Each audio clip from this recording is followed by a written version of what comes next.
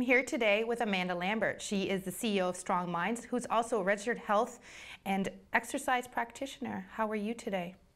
I'm doing well. How are you doing? I'm awesome. Thanks for asking. You are you're doing quite the thing. I know this is the third year that you've got a run for change with regards to mental health, and I'm happy to have you here during Mental Health Week.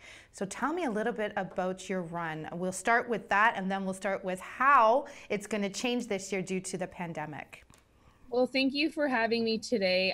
Yeah, this is the third annual Run for Change. So it's a movement to raise awareness on mental health and addictions and to really stop the stigma that's associated with it. For the past 3 years, it's always been the first week of May. And last year, I got invited to join the Algoma Family Service Committee team because they're very involved with Children's Mental Health Week. Right. So it was really nice to be included in that. And because this run does land on Children's Mental Health Week, this is an annual event in May. And this year it's from May 4th to May 10th. It's just a very important week where we can promote the awareness of the presence of mental health challenges throughout child and adulthood. And there's just, as myself included, I was once there, and it's really challenging needing the help and not really being able to receive it. So 3 years ago, I had this idea that I really wanted to raise awareness on mental health and addictions. And when I was doing my research, I noticed that there wasn't any event that really was geared towards mental health. And I really wanted that to be a change for our community. Great. All the money that we raise for the event gets dumped back into our community for mental health initiatives. So that's awesome. How many participants, I don't know if you know this, have you had in previous years? Like I know this year, like we said, because of the pandemic, you are running a virtual race. So we're going to talk about the process around that.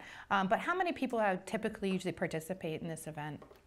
So the first year I was so nervous. I wasn't sure if anyone was going to participate. Yeah. And we had over 100. And then last year we had over 200, and I think it was around 250 people came out to the event. And so, I mean, before this pandemic happened, I was super excited because my goal is just to try to double it each year. Well, that's an aggressive goal. Good for you. So last year was a really good turnout, and I'm being as optimistic as possible that we could have a really good turnout for this year. But I understand with the COVID-19 and the government guidelines, it's a little bit of a challenge. Okay, so around the government guidelines at the moment, how are you running this year, and how much is it to donate? I see it's $20. I don't know if it's just an open donation where you can donate it any amount, but you are asking for a donation of $20. So how would people go about participating this year and donating?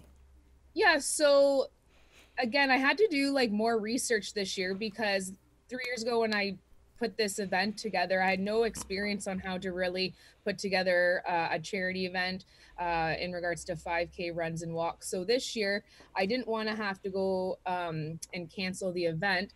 So I decided to do it virtual. So I did my research on kind of other events that have been doing it virtually.